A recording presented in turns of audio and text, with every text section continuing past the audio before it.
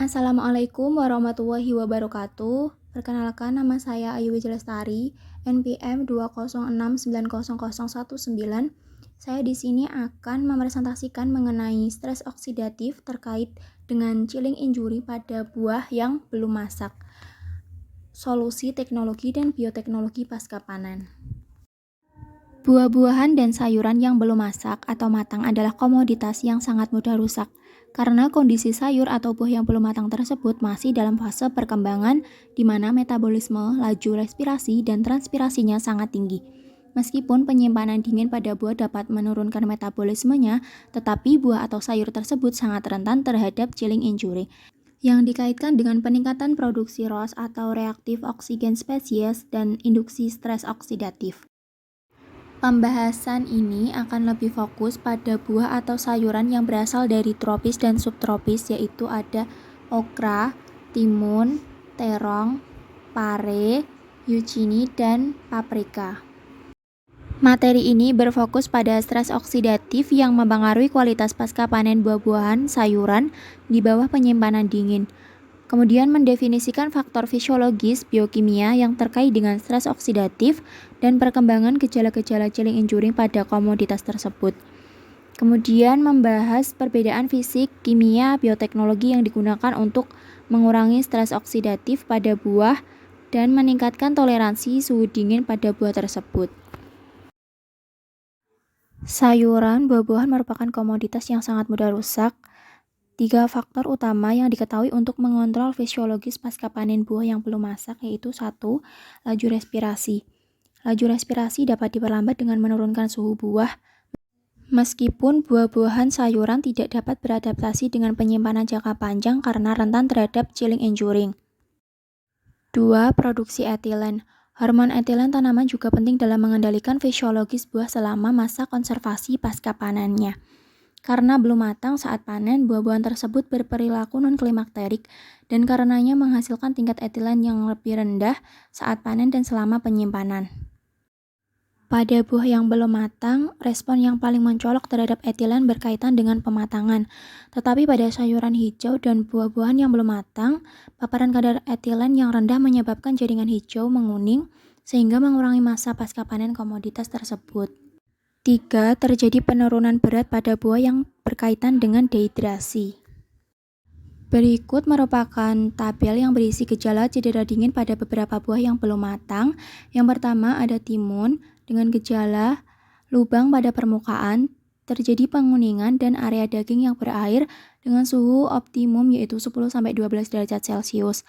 Kemudian ada terong dengan gejala permukaan piting dan melepuh, daging dan biji mencoklat dengan suhu 8-12 derajat Celcius.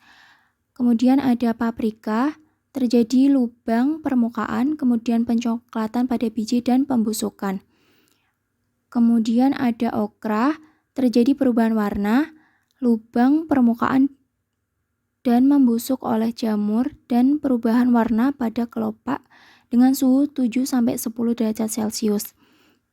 Kemudian ada zucchini, terjadi gejala piting pada permukaan, area cekung yang besar dan dehidrasi dengan suhu 7-10 derajat Celcius. Kemudian ada pare dengan gejala lubang yang besar berwarna coklat tua, terjadi kerusakan jaringan internal dan membusuk dengan suhu 8-10 derajat Celcius. Penyimpanan buah dalam kondisi dingin adalah teknologi umum yang digunakan untuk menghindari pembusukan yang cepat dan menjaga kualitas. Suhu rendah memperlambat banyak proses atas kemerosotan dan hilangnya kualitas dalam buah-buahan atau sayuran. Namun, banyak buah dan sayuran termasuk buah yang belum masak rentan terhadap chilling injury. Nah, dampaknya itu penyimpanan pada suhu dingin tapi tidak beku akan memicu sejumlah gejala chilling injury yang secara irreversible menyebabkan berkurangnya kualitas eksternal dan internal pada produk. Berikut merupakan paprika hijau bahwa penyimpanan suhu rendah menyebabkan penurunan aktivitas SOD dan CAT pada kultivar sensitif tahap kematangan yang paling rentan. Respon CAT ini dapat dikaitkan dengan perubahan ultrastruktur yang terjadi sebagai akibat dari kerusakan dari pendinginan, seperti degradasi plastik dan hilangnya peroksisom. Hal yang sama juga terjadi pada Zucchini dengan terjadi kerusakan akibat pendinginan seperti degradasi plastik dan hilangnya peroksisom, dan juga terjadi degradasi klorofil akibat dari pendinginan. Gejala dingin pada terong terjadi pencoklatan disebabkan oleh oksidasi senyawa fenolik oleh enzim polifenol oksidase atau PPO yang bergantung pada suhu rendah.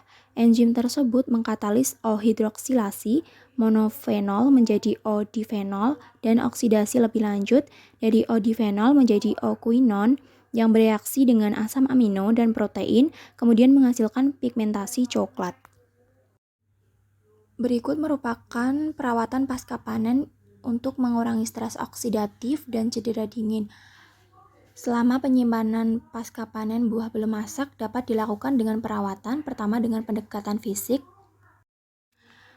1. Perawatan suhu. Perlakuan suhu panas pasca panen sebelum penyimpanan suhu rendah dapat digunakan untuk mencegah aksi chilling injuring pada buah belum masak, misalnya pada buah zucchini. Bahwa perawatan pengkondisian suhu pada 15 derajat Celcius selama 2 hari sebelum disimpan pada suhu dingin 4 derajat Celcius ternyata mengurangi gejala chilling injuring dengan mencegah kerusakan membran sel dan meningkatkan antioksidan buah.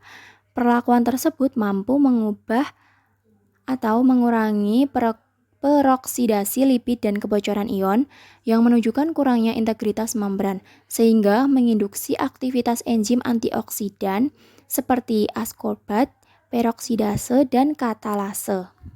Kedua, penggunaan MAS atau CAS yang dikembangkan untuk menyimpan kedap udara. Nah, konsepnya itu pada penyimpanan kedap udara, konsentrasi oksigen akan turun, sementara konsentrasi karbon dioksida itu akan naik, sehingga akibat dari proses respirasinya itu akan dapat ditekan. 3. Efek pelapis atau efek pelapis edible coating juga menjaga kualitas buah-buahan sayuran dengan mengurangi kehilangan air dan gejala chilling injuring selama penyimpanan pasca panen dan dengan mengaktifkan sistem antioksidan yang mengurangi kerusakan membran dan mencegah pencoklatan daging. Selanjutnya, mengingat bahwa stres oksidatif dan gejala chilling injuring dikendalikan oleh pengatur pertumbuhan dan metabolit yang menginduksi mekanisme transduksi sinyal.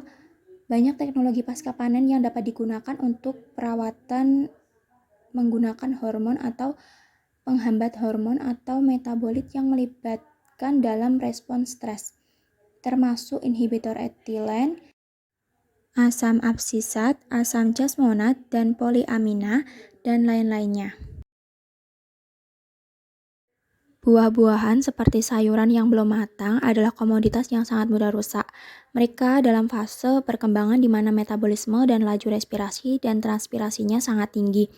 Meskipun penyimpanan dingin menurunkan metabolismenya, buah-buahan ini sangat rentan terhadap chilling injuring yang dikaitkan dengan peningkatan produksi ROS dan induksi stres oksidatif.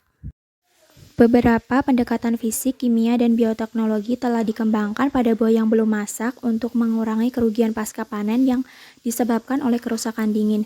Banyak di antaranya ditunjukkan untuk mengurangi produksi ROS dan menghindari stres oksidatif, selain efektivitasnya dalam mencegah gejala chilling injuring. Sekian dari saya. Wassalamualaikum warahmatullahi wabarakatuh.